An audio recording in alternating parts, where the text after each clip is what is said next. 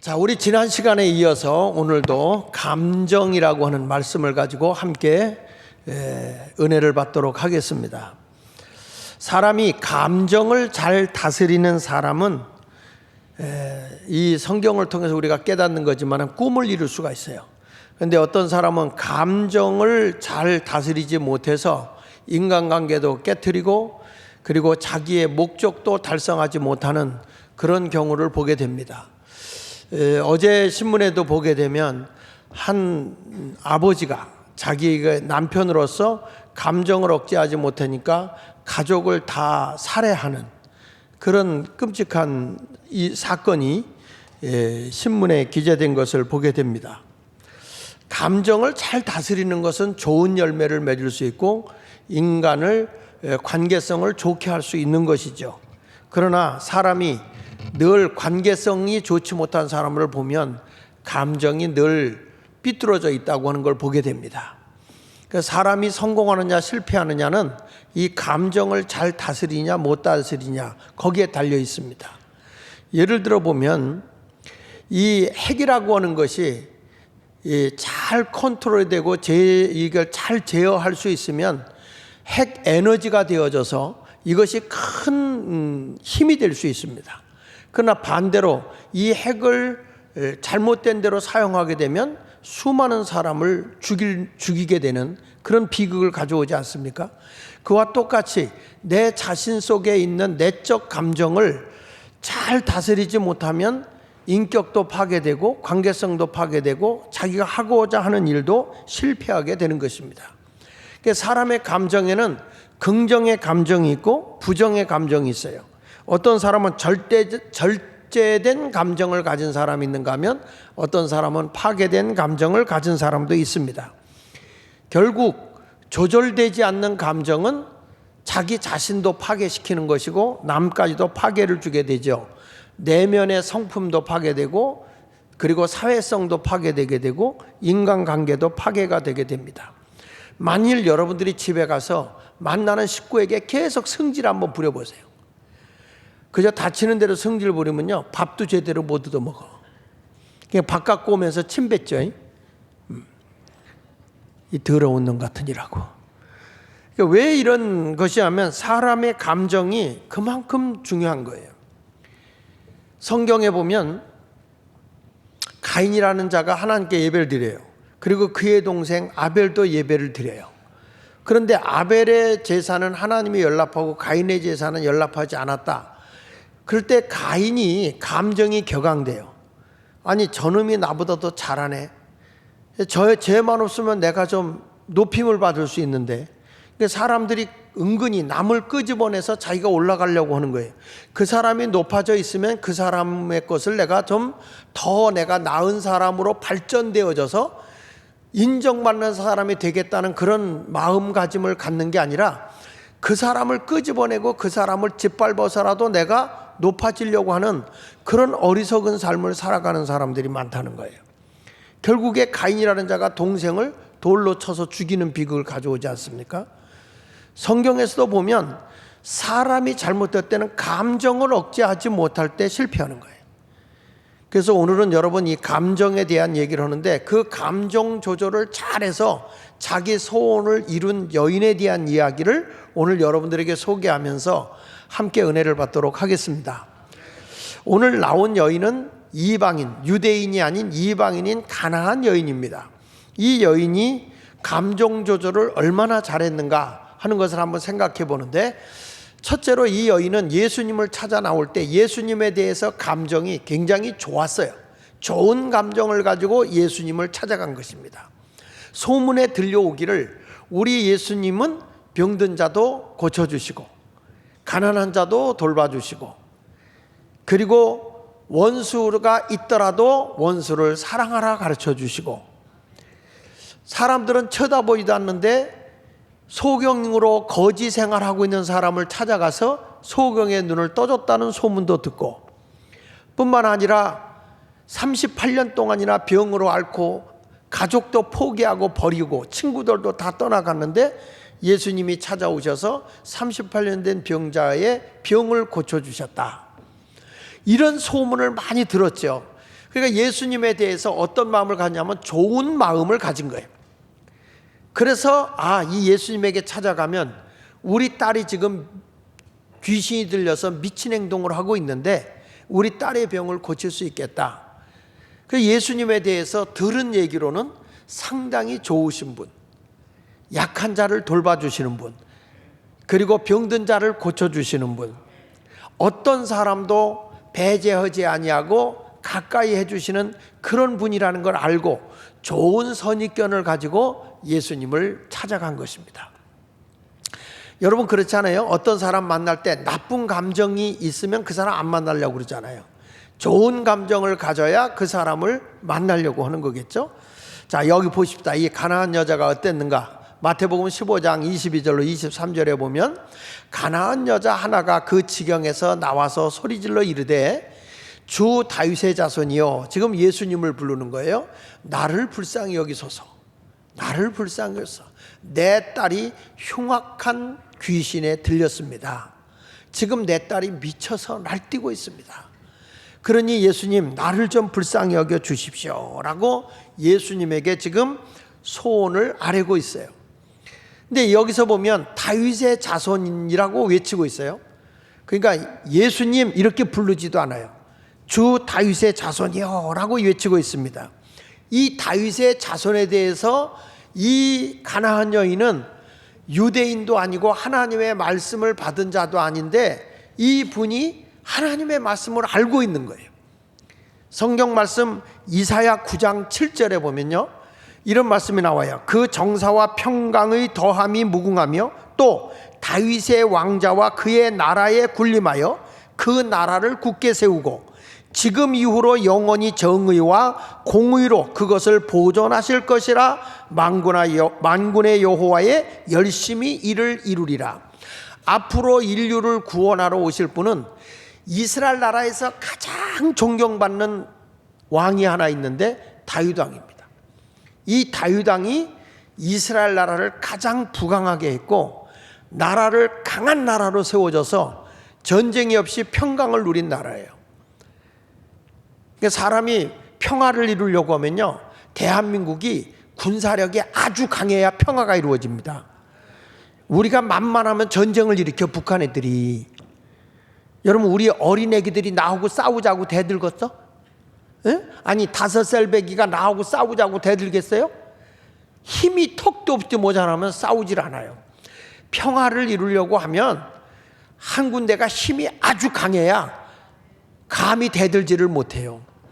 그래서 이 이스라엘 나라가 워낙 태평성대를 누리고 있을 때가 어느 때냐면 다윗 왕이 이스라엘을 통치하고 있을 때 가장 강한 나라죠. 지금도 이스라엘 나라는 어떤 왕이 나오기를 지금도 기도하고 소원하냐면 제2의 다윗 왕과 같은 인물이 지도자로 나오기를 기도하고 있어요. 근데 성경에서는 앞으로 인류를 구원하기 위해 오실 메시아는 어떤 분으로 오시냐 하면 다윗의 후손으로 오신다. 다윗의 후손으로 오시기 때문에 이분은 인류를 구원하실 분이다. 인류에게 평화를 주시고 인류에게 행복을 주실 수 있는 그런 분으로 오실 분이 메시아다. 이걸 성경에 예언하고 있었어요. 그랬는데 이 가나안 여인은 이 예수님이 오셨을 때 단순히 자기 딸의 병만 고칠 분으로 보고 있는 게 아니라 이 세상의 인류에게 평화를 주실 분, 행복을 주실 분, 병든 자를 고쳐주실 분으로 오실 그 다윗의 자손으로 오실 그분이 당신인 걸 내가 알고 있습니다. 이렇게 그의 선입견이 긍정적 표현을 가지고 예수님에게 찾아온 거예요. 그러면 예수님이 친절하게 아이고 여인아 어떻게 내가 이렇게 잘하니 참 똑똑하구나 하고 이렇게 표현을 해줄 줄 알았거든요. 그런데 예수님이 얼마나 싸늘하게 대해주는지 몰라. 에? 아니 이 사람이 이렇게 예수님은 어떤 분으로 오시느냐? 시편 103편 3절에도 분명히 예수님은 내 모든 죄악을 사하시며 내 모든 병을 고치실 분으로 분명히 예수님이 오신다고 그랬거든요. 근데 여기서 내 딸이 흉악한 귀신에 들렸습니다 라고 얘기하는데 23절에 보면 뭐라고 말합니까? 예수는 한 말씀도 뭐 했다고요? 대답하지 않은 거예요. 이 말은 무슨 얘기인 거예요? 사람이 어떤 말을 하면 또 대꾸를 해줘야 될 거 아닙니까? 그래야 인격적으로 모욕감을 안 갖잖아요. 근데 예수님이 오셔서 우리 애 좀 고쳐주세요 하는데 예수는 한 말씀도 대답하지 않아요. 누가 날 찾아와가지고 목사님, 제가 목사님을 좀 이렇게 뵙고 말씀 좀 나누려고 합니다. 근데 쳐다보지도 않아. 대꾸도 안 해. 그러면 여러분, 아유 참 인자하시고 거룩하신 목사님이시네, 그럴까요? 아마 속으로 그럴 때 욕을 할 거예요. 내 감정이 격앙되기 시작할 거예요. 오늘도 일본에 있는 분이 저 찾아왔어요. 그래서 잠깐 만나고 차 한잔을 했는데 이분이 지난주에 설교를 들은 거예요. 지난주에 설교를 들었는데 우리나라와 일본이 화해하고 미래지향적으로 가야 된다 하는 얘기. 우리나라가 외교적으로 볼 때 이미 보상도 다 받고 외교 관례에 의해서 그렇게 해야 된다는 얘기를 좀 했는데, 뭐 그걸 가지고 대통령이 화해하고 진취적으로 간다 그러니까 제2의 이완영이 낫다기 비판하기 좋아하는 사람들은 그렇게 비판하잖아요. 근데 그거를 우리는 이제 화해하고 진취적으로 가야 된다. 근데 대통령이 가서 지금 제가 보기에는 잘하고 있어요. 그래가지고 이제 우리나라의 모든 것이 이제 화해를 이루면서 함께 더불어 가야 되잖아요. 그런 일을 하는데도 또 이걸 반대하는 사람은 반대하더라고. 근데 그 얘기를 나는 긍정적으로 얘기했더니 이분이 그 얘기를 듣고 너무 좋아서 오늘 와서 커피 얻어 먹고 갔다 이거요. 근데 그런 분들이 찾아와서 인사를 하고 그럴 때 제가 쳐다보지도 않고 대꾸도 안 해보면 그 사람의 마음이 좋을까요? 마음이 상하죠. 마음이 굉장히 상하는 거예요. 그런데 예수님은 지금 이 여인에 대해서 대꾸도 하지 않아. 그런데 이 여인은 그 말을 들었음에도 불구하고 그가 가지고 있는 긍정적 감정이 바뀌질 않는 거예요. 여러분, 우리는 때로 사람을 만날 때 내 뜻대로 안 맞을 때가 있어요. 잘해줄 때는 좋다 그러지만 잘 안 해줄 때는 감정이 격앙돼서 내가 2번 보면 사람이 아니다. 그래도 봐. 사람인데 뭘. 그래서 옛날부터 미운 놈 떡 하나 더 준다는 말이 참 의미 있는 말이에요.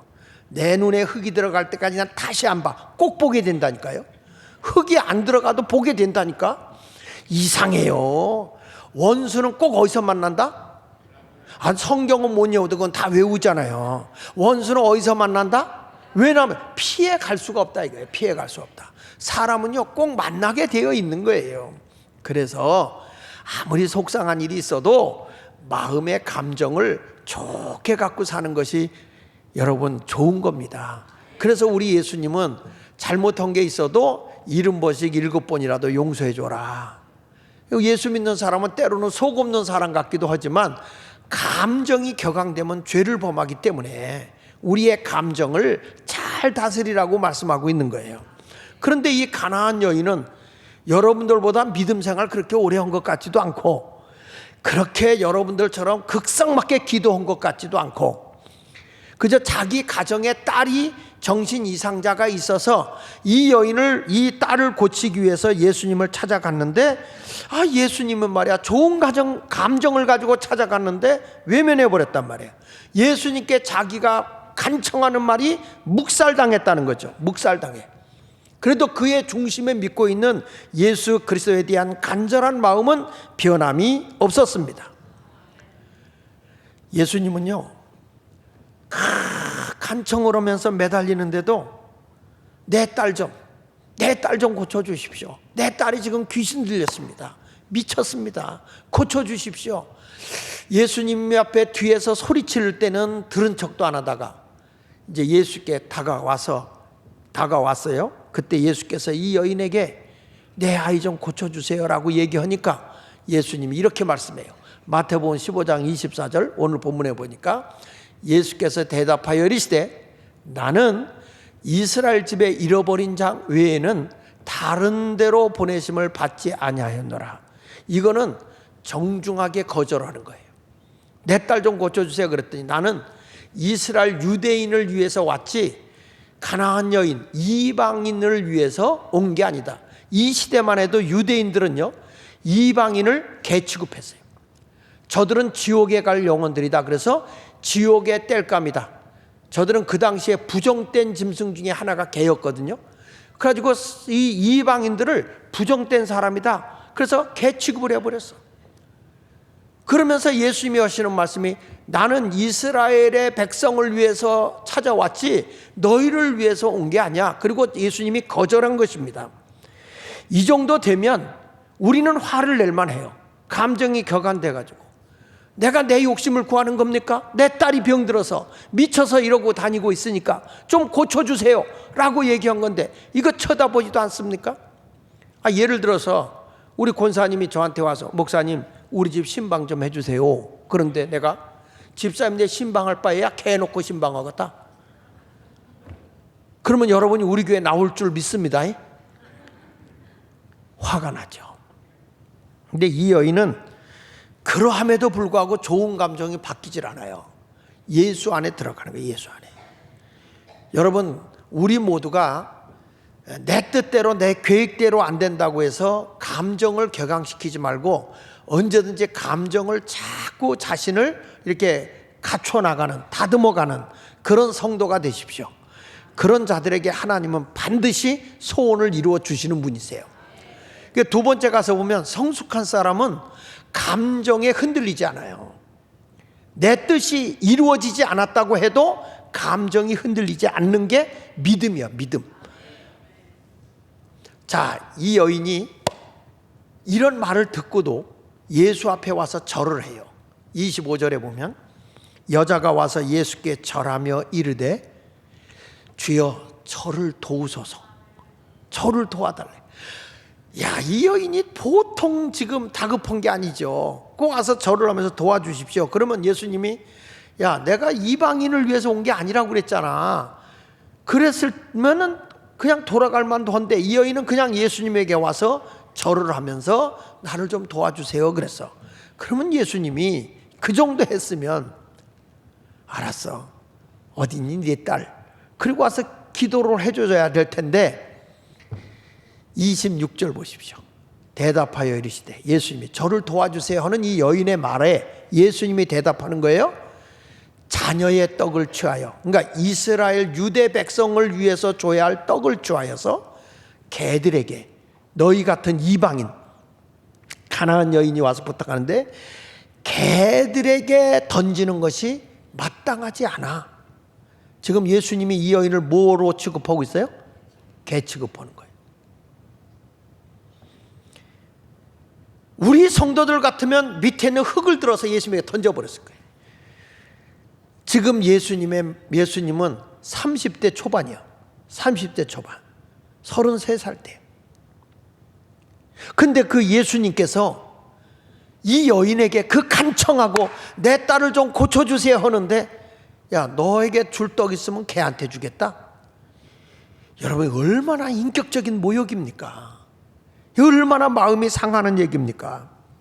이 모욕과 수치를 당함에도 불구하고 이 가나안 여인의 감정은 흔들림이 없어요. 예수님이 좋았던 그 감정을 그대로 간직하고 있어요. 우리는 신앙생활하면서 내 뜻과 내 기분에 맞지 않으면 감정의 기복이 상당히 심해요. 오늘 이 자리에 오신 우리 교인들 같으면 아유 옳습니다 이랬을 거예요. 여러분 기대감을 가지고 왔잖아요. 예수님이면 원수도 사랑하고 거린들에게도 찾아가서 그들의 병을 고쳐주시고 아무도 돌보지 않는 38년 된 병자도 찾아가서 만져주셨던 그 예수님에 대한 기대감이 굉장한 부정적인 모습으로 보이는 거예요. 사람은요 멀리 떨어져 있을 땐 존경스러워요. 근데 가까이 가면 갈수록 뭐가 일어나냐면 부정적인 요소가 나타나는 거예요. 제가 어디 가든지 내가 자랑하는 게 하나 있어요. 그게 뭐냐면 우리 정기로 장로님 오늘 기도하셨잖아요. 근데 저 장로님이 젊었을 때 총각으로 있을 때 제가 목사님을 모시고 다니겠습니다. 그 운전하고 다녔어요. 근데 그때는 그냥 하신 거예요. 그냥 봉사로 처음에는. 그 나중에는 제가 생활비를 주고 그렇게 했는데 얼마 동안 운전했냐? 17년을 운전했어요. 저를. 17년을 운전한 분이 여러분 교회의 장로가 된다? 이건 쉬운 게 아닙니다. 왜 우리 장로님 볼 때 나의 허물이 안 보이겠어요? 왜 나의 약점이 안 보이겠어요? 근데 그런 것들을 다 감내하면서 끝까지 저를 모시고 장로님이 그만뒀을 때, 장로 되기 전에 그만두시고 이제 자기 사업을 한다고 갔어요. 저도 이제 운전을 안 두고 내가 몰고 다녔어요. 그랬더니 어느 날 목사님 안 되겠습니다. 제 사업을 그만두고 제가 목사님을 모셔야 될 것 같습니다. 은퇴할 때까지 모시겠습니다. 그래서 사업을 정리해버리고 지금 와서 나를 모시고 다니는 거야. 갈 때마다 내가 얘기하는 거죠. 여러분 어느 교회 가서 한번 물어보세요. 담임 목사를 운전하고 다녀서 장로 된 교회가 있나 한번 물어보세요. 없어. 왜 그러냐? 나는 저 장로님의 인격이 훌륭하다는 거야. 믿음이 크다는 거예요. 여러분 나도 어느 때는 화낼 때가 있지 않겠습니까? 여러분은 인자하셔서 화를 안 내겠지만 저도 감정적인 사람이기 때문에 화낼 때도 있고 속상할 때도 있어요. 그런 걸 다 있고, 그리고 새벽 늦게까지 때로는 뭐 시간도 없잖아요. 저를 데리고 다니는데 뭐 밤낮이 없잖아요. 이번 주간에도 뭐 지난 주간에도 그냥 제가 밤 늦게 집에 오면 12시야. 밤 12시. 밤 12시가 됐다가 새벽 기도하고 또 내가 집회하러 가. 그러면은 장로님이 나를 태우고 가요. 그러면 또 밤 12시에 와. 그런 일을 하면서 오는데도 하나 불평이 없어. 몰라 집에 가서 하는지 모르겠지만 그러지 않을 거라고 저는 생각을 해요. 여러분 감정이 참 긍정적으로 살아가는 사람은요 어디 가도 인정을 받게 되어 있고, 이런 분들은 소원이 이루어지게 되어 있는 거예요. 만약에 이 여인이 내가 주인의 것을 취해 주인의 자녀의 떡을 취해서 개에게 주는 게 합당하지 않아 그러면은 뭐요? 내가 개란 말이야? 그리고 폭발하고 갔다면 이 여인은 자기의 소원이 이루어질 수가 없었을 것이에요. 목표를 달성할 수가 없었을 것입니다. 그런데 이 여인은 뭘 한 줄 아십니까? 이렇게 말해요. 예수님 옳다 이거예요. 옳다. 그 말이 옳다 이거예요. 그 말이 옳은데 뭐라고 말하는 거니? 개들도 주인의 상에서 떨어지는 부스러기는 먹습니다. 27절 보십시오. 여자가 가로되 주여 옳소이다마는, 그 말도 맞습니다. 근데 개들도 제 주인의 상에서 떨어지는 부스러기를 먹습니다. 자, 예수님을 뭐라고 본지 아세요? 나는 개지만 내 개의 주인은 당신입니다. 그 말이야. 에? 나는 예수님 볼 때 개지만 내 주인은 주님이십니다. 이 말이야. 여러분 이게 쉬워요? 이게 쉽냐고. 이런 말을 할 때 주인의 상에서 떨어지는 부스러기, 나는 개예요. 내 개지만 내 개로서 주인은 당신이요. 부스러기라도 주시오. 나만 감동되는 것 같네. 여러분은 전혀 감동이 없는 것 같아요. 예수님이 이 감정 앞에 감동을 받는 거야. 어떻게 이렇게 자기가 무시당함에도 불구하고 이렇게 나를 주인으로 모시면서 주십시오. 그러니까 예수님이 이 여인을 딸아 내 믿음이 너무 크다. 에? 자 보십시오. 여러분 믿음이 뭐냐? 감정을 다스리는 게 믿음이야. 진짜 저 사람이 믿음 있는 사람이냐 없는 사람이냐 하면 환경이 좋을 때도 있지만 어려울 때도 있고 다를 때도 있단 말이에요. 성경에 보면 아브라함을 하나님이 부르실 때 보면 일사천리로 모든 게 만사형통된 게 아닙니다. 그가 하나님의 부르심을 받고 하나님이 분명히 하늘의 별같이 땅의 모래같이 내 자손이 번성할 것이다 이렇게 약속을 해 주셨지만, 여러분 그 소원이 이루어질 때 자식이 25년이 다 돼갔는데도 안 줘. 그리고 아브라함이 하나님의 뜻을 따라서 본토 친척 아비집을 떠나지만 흉년도 당하고 어느 때는 아내도 빼앗기고요. 먹고 살기가 힘들어서 다른 나라로 피난도 가고 이런 일도 했어요. 그만큼 신앙의 고비와 갈등을 다 넘어서면서까지 믿음을 지켜야 하나님이 옳다 인정을 받는 순간에 소원이 이루어지는 거예요. 복이 주어지는 거다 이 말이야. 내가 세상에서 성공하려고 하면 여러분의 품성 가운데 제일 중요한 것이 감정 조절이요. 감정 조절.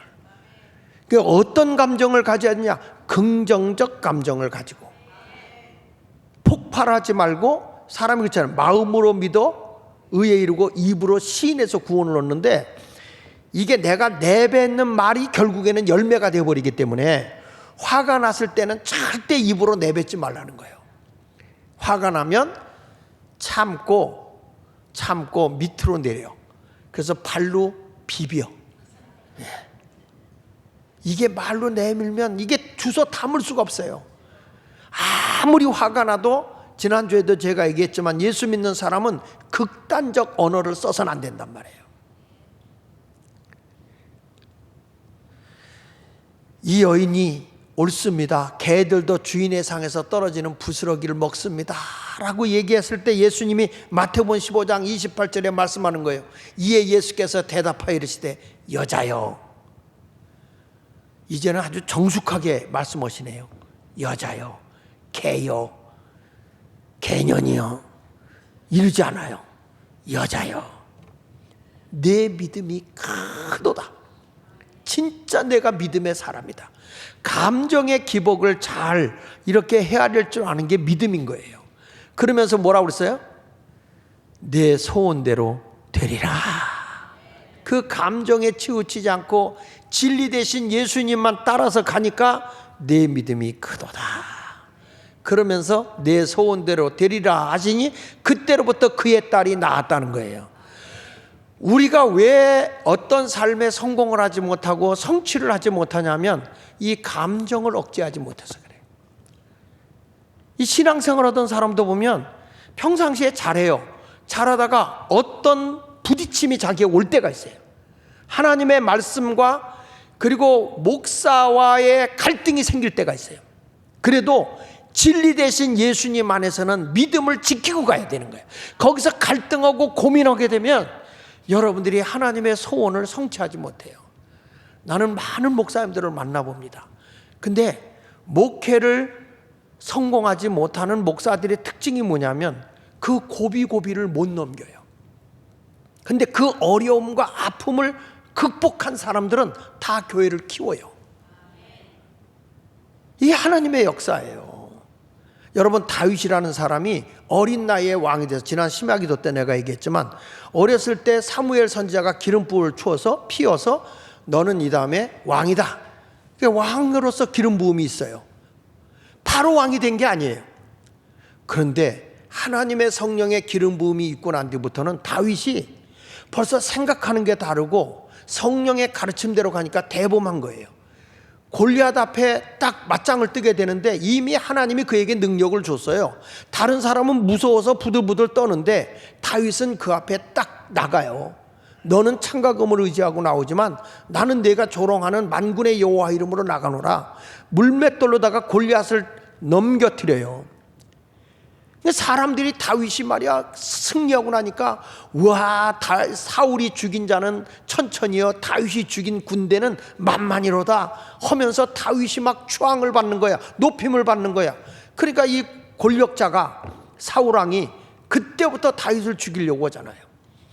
다윗이 도망을 다니죠. 산속으로 피하죠. 어느 때 가서는 막 자기가 보호받기 위해서 미친 척을 하고 침을 질질 흘리고 이런 행동을 하는 거예요.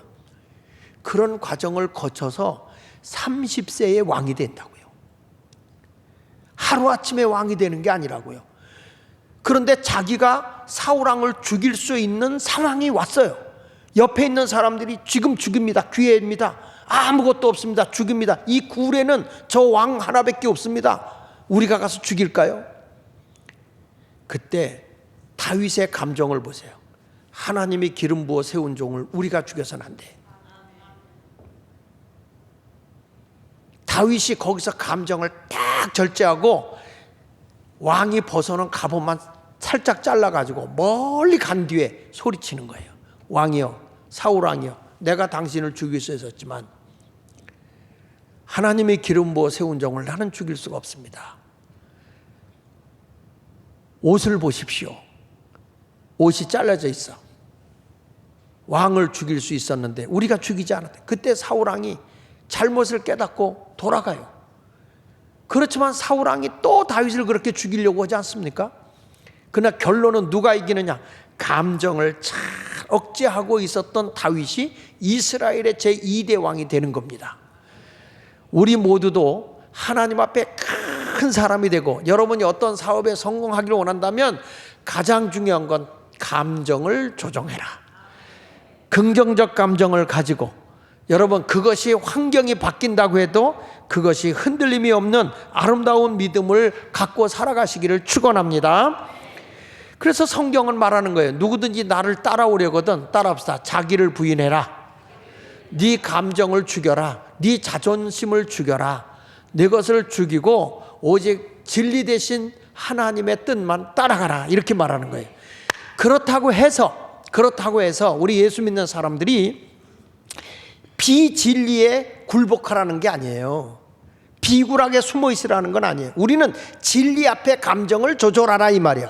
그리고 어떤 일을 싸울 때도 감정이 앞서가지 않고 옳고 그름을 딱 분별하고 진리에 서서 나가는 거예요.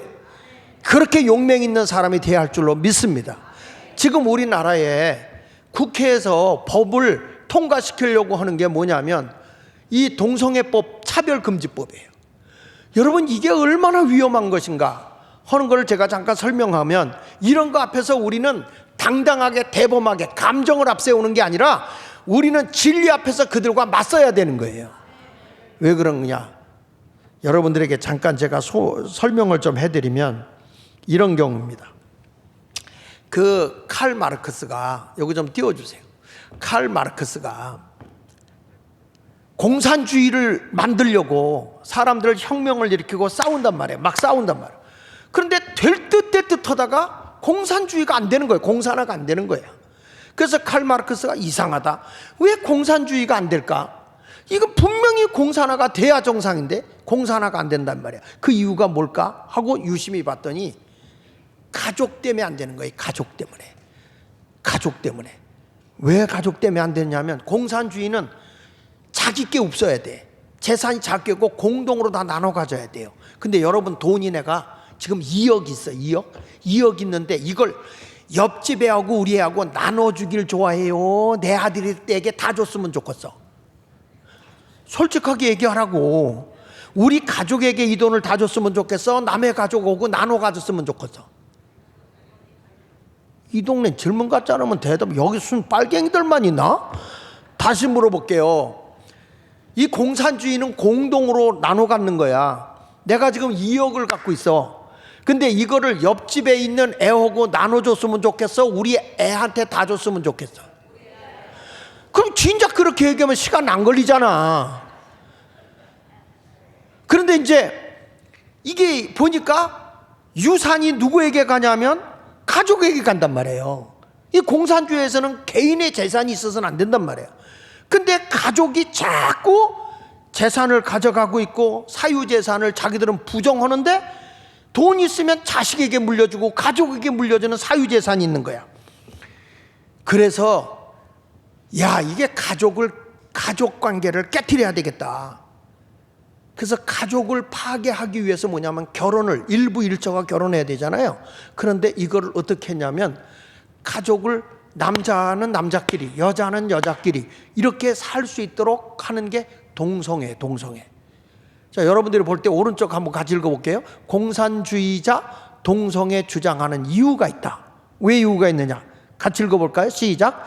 마르크스가 깨달은 공산주의가 안 되는 원인은 바로 뭐 때문이다? 가족 때문이다. 그래서 공산주의는 사유재산을 부정하잖아요. 그런데 사적 소유의 단위는 가족인 거예요. 근데 교회는 두 사람이 아파요. 한 몸을 이루는 게 교회의 기본이요. 아멘입니까? 하나님 보실 때 독초하는 것이 좋지 않으므로 하나님이 갈비뼈를 취하여 여자를 만드시고 둘이 아파야 한 몸이라 가정을 세워주신 분이 하나님이신 거예요. 하나님이 직접 세운 게 두 가지가 있어요. 하나는 가정이고요, 하나는 교회예요. 하나님이 직접 세운 거, 나머지는 사람이 세운 거예요.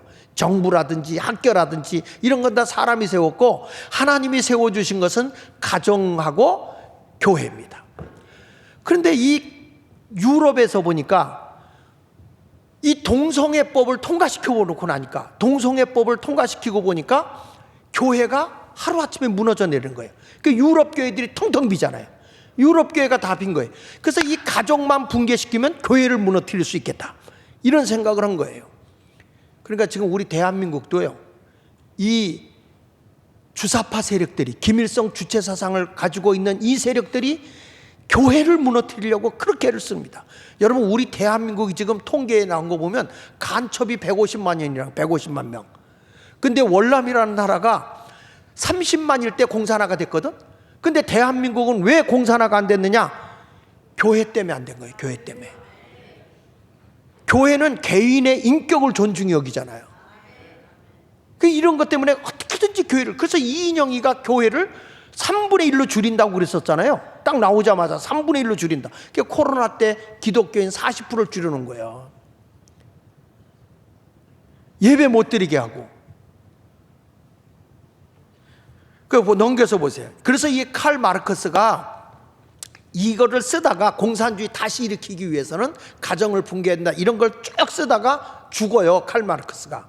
이 죽은 그 내용을 다 정리해서 마르크스 유언집을 써놓은 게 엥겔스예요, 엥겔스. 이 엥겔스라는 사람이 공산주의자니까 이분이 이걸 써놨는데, 여기서 칼 마르크스가 주장한 게 뭐냐? 같이 읽어보세요. 시작. 일부 일처제는 촌충과 같다, 기생충과 같다. 그러니까 일부 일처가 아니라 일부 다처. 이 얘기를 딱 하니까 남자들이 얼굴에 미소를 띠네. 그러니까 완전히 가족을 붕괴시키고, 그 다음에 가족이 가지고 있는 사적 소유, 그러니까 아파트 개인적으로 소유된 것들 다 뺏는 거죠. 나는 걱정 없어. 난 아파트가 없고, 난 집이 없어서 걱정 없는데 여러분이 걱정이지. 예. 이게 이제 공산화가 되면 이런 문제가 있는 거예요. 자, 그래서 여러분, 지금 큰 교회 목사들이나 교회가 동성애법을 반대하는 거예요. 여기 보십시다. 한 번 더 넘겨서 보시면, 공산주의의 동성애 주장하는 이유는, 거기 다시 한번 읽어보면, 사적 소유, 교회의 기본 단위인 가족을 없애기 위해 온갖 형태의 결혼 장려하며 성적 해방 운동을 하는 거예요. 그래가지고 성적 해방하자, 그래서 남자 여자 동성애, 이 퀴어 축제 알죠? 몰라도 아는 척 좀 해봐요. 이게 웃기는 짓 한다니까. 지금 여자는 여자, 여러분 며느리를 봤는데 여자야. 아니 아들이야, 아들, 남자야. 며느리를 하고 아들이 데려왔는데 남자야. 사위라고 데려왔는데 여자야. 여러분은 전혀 심각하게 받아들이질 않네요. 지금 여러분, 우리나라 국회가 이 법을 통과시키려고 하고 있다니까. 지금 그 앞에서 지금 목사들이 쉬어오고 있잖아요. 이거 안 된다. 나라 망하는 거고 교회 망하는 거예요. 가정이 다 붕괴되는 거예요. 그래가지고 뭘 없앴어요? 간통죄가 없어졌어요. 우리나라도. 그리고 근친상간 결혼해도 괜찮아. 뿐만 아니라 일부 다처. 공산주의 중에 일부 다처. 성적 문란. 뭐까지 하는지 아십니까? 수간, 짐승과 교비하는 거예요. 사람하고 짐승하고. 여러분, 이래가지고 하나님이 심판 안 하겠습니까? 이럴 때 우리는 감정이 앞서서 그냥 싸우는 게 아니라 진리와 우린 냉정하게 이런 것과 싸워 이겨나가야 대한민국이 신앙으로 뭉쳐지는 거예요. 생각해 보십시다. 여자분들이 목욕탕에 들어갔네? 근데 남자가 들어와. 근데 그 남자가 들어오면서 뭐라고 하냐면, 나는 성 전체성이 여자입니다. 그렇기 때문에 저는 여자입니다 하고 목욕탕에 들어가. 그러면 여러분들이 아멘 하고 받아줘야 돼. 만약에 차별금지법이 통과됐는데 그걸 거부하잖아? 그러면 여러분이 법적으로 걸리는 거예요. 이게 얼마나 무서운 법인지도 모르고 그런가? 이렇게 알고 있어요. 그러니까 설교 시간에 내가 이런 얘기를 해주면 좀 알아들으라고요. 이게 다 공사나 사상에서 온 거예요. 이게 자유민주주의 신앙의 사상에서 온 게 아니고 공사나 사상에서 온 게 이게 동성애법이라고요. 그럼 대한민국에서 이거 허자 막 인권 존중한다 막 이따위 소리 하고 있으면 여러분들이 할렐루야 놀렐루야 날렐루야 해야 됩니까? 안 되죠. 근데 만약에 설교할 때 이건 죄입니다. 아니 로마서 1장 27절에도 나오잖아요. 남자와 남자 여자와 여자가 할 때 이건 하나님 앞에 죄를 범하는 거기 때문에 심판이 온다고. 그러니까 여러분 내가 설교하다가 동성애는 죄입니다 라고 하면 이 법이 통과되는 순간 난 구속당하는 거예요. 혹시 이 설교하고 제가 없어졌거든 감옥 갔네 그렇게 알면 돼요. 이 법이 통과돼야 돼 안 돼야 돼? 근데 이런 법을 통과시키려고 하니 지금 저 국회의원 놈들 목을 따놔야 되는 거 아니야? 왜 이런 것들 갖고 싸우질 않냐고. 국회의원들이 거기에 예수 믿는 사람도 많이 들어가 있는데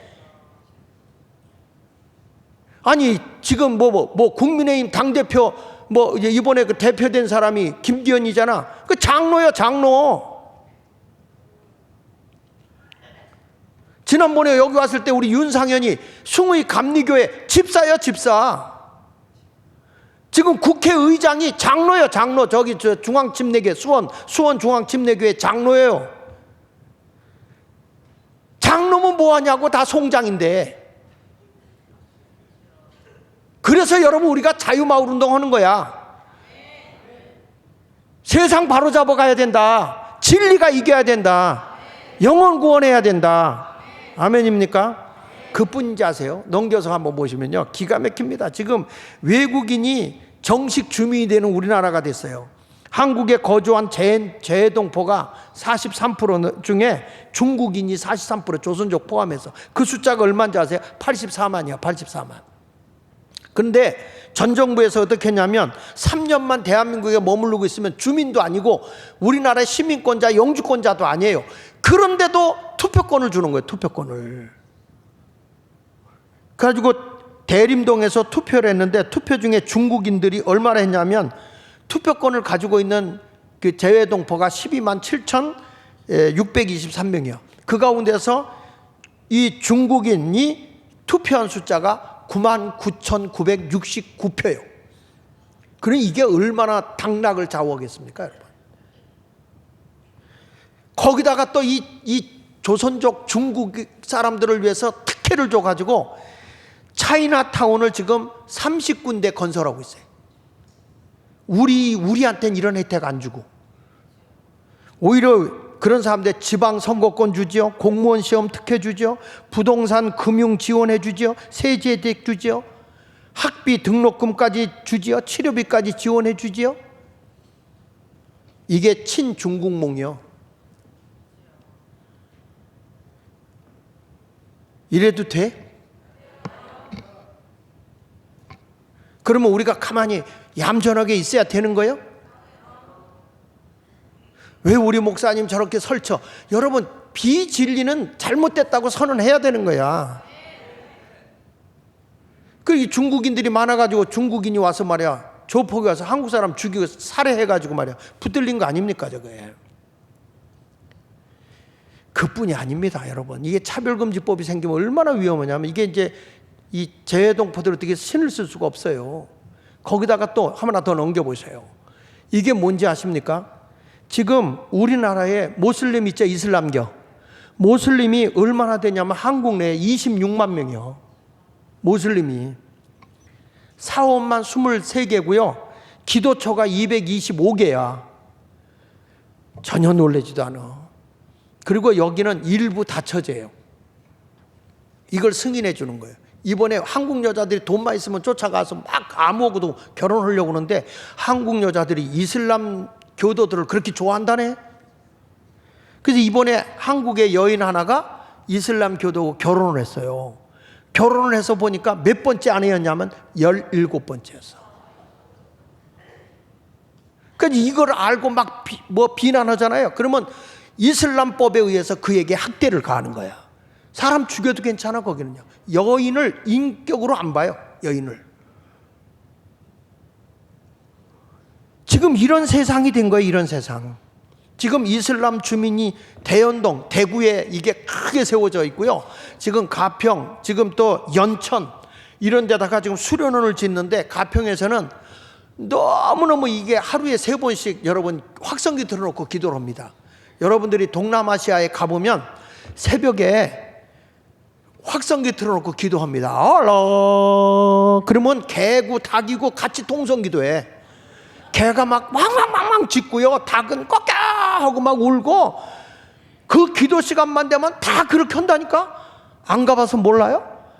가보신 분은 알 거예요. 거기서 가보면 이 기도 소리, 확성기가 나오는 순간에 개 짖지, 닭 울지, 와, 통성기도 세대.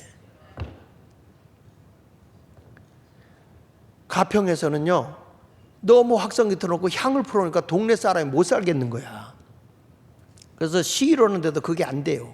연천에서는 목사님들이 지금 시위하고 있어요. 여기 수련원 못 짓는다. 그래서 이들이 막 테러도 하게 되고, 또 문화적 괴류로 인해서 테러도 하게 되고, 할렘 음식만 먹어야 되고, 이런 일들이 일어나고 있으니까, 여러분 이런 걸 우리가 이거 잘못됐어, 그리고 만약에 우리가 예수 믿어야 천국 갑니다, 예수 안 믿으면 구원받지 못합니다, 그러면 차별금지법에 의해서 내가 붙들려 가는 거야. 예수 천국 불신지옥 이러면은 이것도 차별법에 걸려. 이 법이 통과돼야 되겠어요? 안 된단 말이야. 그러니까 이런 것들에 대해서는 우리가 감정으로 싸우자는 건 아니야. 감정은 다 절제하시고 진리로 싸우잖아요. 진리로. 하나님의 말씀으로 단호하게 치고 나가자 이거예요. 여러분, 그러면 우리가 이깁니다. 우리가 승리합니다. 그러니까 막 가서 감정으로 야, 이 새끼들아 뭐 하고 소리 질러봐야 그건 이기는 게 아니에요. 딱 진리로. 우린 이거 거절합니다. 그래서 우리 교인들이 훈련받고 국회도 들어가. 예수 마을 교인들이 들어가야 차별금지법이 안 통하지. 저 국민의힘 저 사람들 믿을 수가 있나?